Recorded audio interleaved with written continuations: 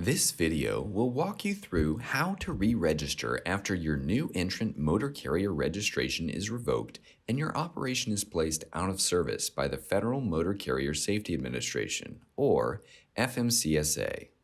New entrant registration may be revoked for a number of reasons, such as failing a safety audit, failing to agree to a safety audit, or failing to respond when FMCSA contacts you. A carrier must wait at least 30 days after having its new entrant registration revoked and its business placed out of service to reapply. If your new entrant registration is revoked, you will receive a letter indicating the reason for revocation and outlining the process for reapplying. Depending on the reason, you may be required to address specific issues prior to starting the re-registration process. In this example, the motor carrier's registration was revoked because it failed a safety audit and did not submit evidence of corrective action within the required timeframe. Therefore, prior to re-registering, this carrier must submit a corrective action plan that FMCSA finds acceptable. Once our example carrier submits an acceptable corrective action plan, it will receive a corrective action plan acceptance letter and is ready to reapply as long as 30 days have passed since its registration was revoked. Your revocation letter or corrective action plan acceptance letter will include instructions that walk you through the electronic re-registration process step by step. On the left, you'll find guidance about the documents you'll need and the steps you must complete prior to starting online re-registration. Once you start registration, you cannot pause or go back, so make sure you have the relevant information. This includes, number 1, an acceptance of corrective action letter from FMCSA if your registration was revoked due to a failed safety audit. Number 2, your USDOT number. Number 3, your USDOT Personal Identification Number, or PIN. Your PIN is located on the upper right corner of your original new entrant registration letter. If needed, you can request your current PIN or a replacement on FMCSA's Safer website. Number 4, your Federal Tax Identification Number.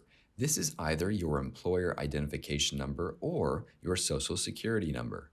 And number 5, the exact and official name and title of the company official authorized to complete forms. This must match what you originally reported on your MCS 150. Once you have all this information, you are ready to re-register. Look at the right column of your re-registration instructions to follow along as we demonstrate the process. First, navigate to FMCSA's registration webpage. It will be listed in the registration instructions. Scroll down the page and select the option Reapplying for a USDOT number after revocation, and click Continue. On the next screen, click File Electronically. Complete all the fields highlighted in yellow, including your USDOT, PIN, and Federal Identification Number.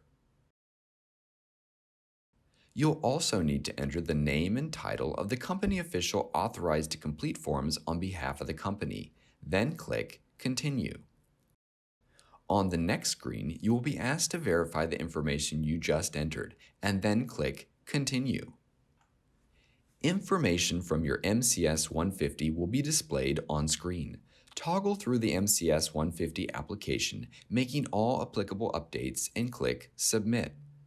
At the bottom of the screen, you will see a message that your USDOT number has been reactivated.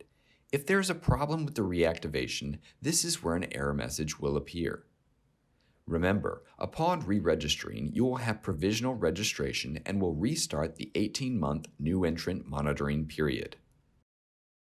While this video provided an example of how to re-register after a failed safety audit, you'll use this same online reapplication process if your registration was revoked because you failed to agree to a safety audit or failed to respond to contact requests from FMCSA.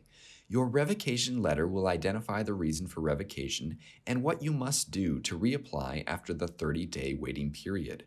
If the new entrant is a for-hire carrier and has also had its operating authority revoked, it must apply for new operating authority as well.